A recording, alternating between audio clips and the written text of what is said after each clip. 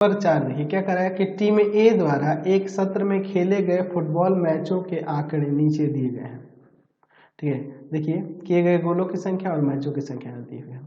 ठीक है, फिर आगे कह रहा है कि टीम बी द्वारा खेले गए मैचों में बनाए गए गोलों का माध्य 2 प्रति मैच, अच्छा माध्य यहाँ दिया हुआ है, और गोले का मानक विचलन यहाँ दिया हुआ है। तो कह रहा है किस टीम को अधिक संगत समझा जाएगा। तो जिसका विचरण गुणांक कम होगा ना वह अधिक संगत होता है। तो दूसरे वाले का तो विचरण गुणांक निकाल सकते हैं, मानक विचलन दिया है, माध्य दिया है। तो आप लोग फॉर्मूला जानते हैं ना जी, आप जानते हैं विचरण गुणांक निकालने के लिए मानक विचलन बटा में माध्य और गुना 100। तो दूसरे वाले का तो निकल जाएगा, पहले वाले का निकालना पड़ेगा। तो पहले वाले का हमें मानक विचलन और माध्य दोनों निकालना पड़ेगा, तब हमारा काम बन जाएगा। तो चलिए हम लोग देखते हैं, इसके लिए हम लोग एक चार्ट बना लेते हैं। ठीक है, चलिए अब इसके बाद देखते हैं, इसमें हम लोग 5 कॉलम कर लेते हैं। ठीक है, चलिए अब इसके बाद हम लोग आगे इसमें देखते हैं। चलिए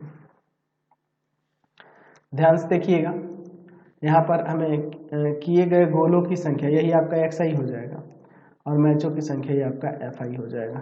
देखिए इसमें हम लिख देते हैं जो दिया हुआ है, 0 1 2 3 4, वही ना है।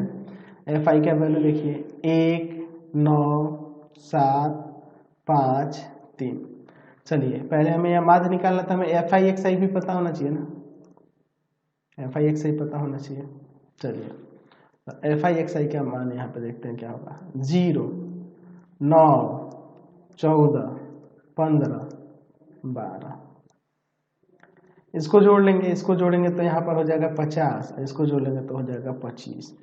तो माध्य क्या होता है फॉर्मूला इसके लिए, माध्य के लिए सिग्मा FI XI बट्टा में सिग्मा FI।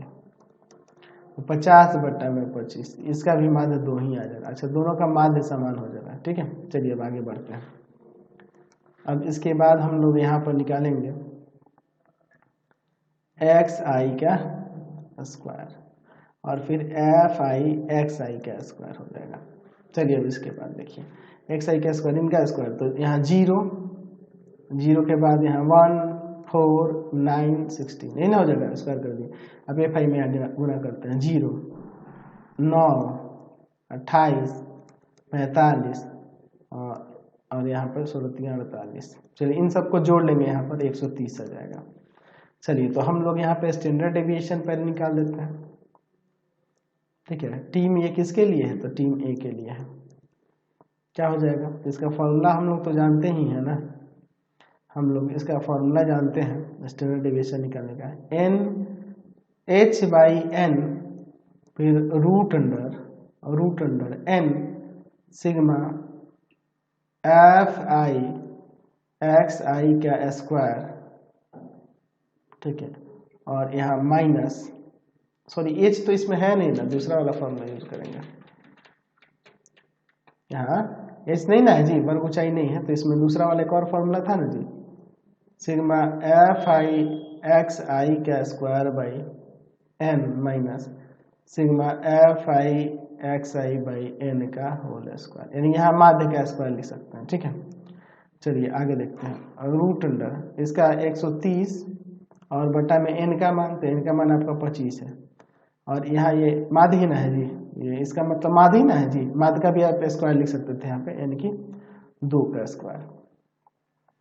ठीक है, चलिए यहाँ आ जाएगा, इसमें भाग कर देंगे तो आ जाएगा 5.2 और माइनस का 4, 2 का स्क्वायर 4, यानी कि यहाँ रूट अंडर 1.2, यानी आ जाएगा 1.09।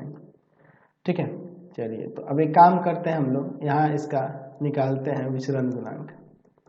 क्या हो जाएगा, इसका हम लोग यहाँ पर ले लेते हैं क्या, स्टैंडर्ड डेविएशन और बटा में इसका माध्य जो था और गुना 100, यानी हो जाएगा यहाँ पर कितना 1.09 बटा में आपका कितना 2 और गुना में आपका 100, यानी कि ये 109 बटा में 2, यानी यहाँ आ जाएगा 54.5। ठीक है, दूसरे वाले का निकालते हैं, ये किसका निकाले हैं हम लोग, ए के लिए निकाले हैं, ए के लिए निकाले हैं।